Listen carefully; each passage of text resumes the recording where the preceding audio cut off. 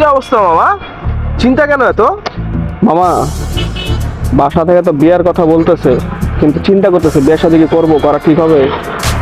আরে বিয়ে শাদীর কোনো বিষয়? তোর মামা 3 বছর ধরে বিয়ে করে আছে, কত সুখে আছি দেখ না। কিছু না পায় অ্যাটলিস্ট একটা বউ তো পাবি। বিয়ে করবো মামা তাহলে? হ্যাঁ হ্যাঁ, বিয়ে করে লে। তাহলে মামা আপনার ভরসাতে বিয়েটা হ্যাঁ হ্যাঁ অবশ্যই, আমি একটু সাথে আছি। আমার সাথে আছেন তো মামা? হ্যাঁ। মামা আমাকে একটু দোয়া করে দেন মামা। অবশ্যই অবশ্যই অবশ্যই। মামা একটা ফু দিয়ে দেন মামা। মামা দোয়া করেন, আমি গেলাম তাহলে। ঠিক আছে।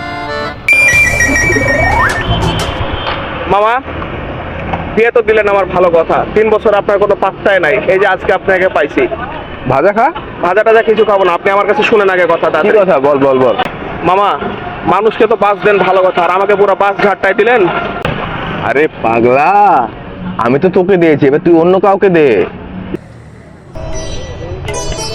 মামা আমার জন্য তো মেয়ে দেখছে, বিয়ে করবো নাকি?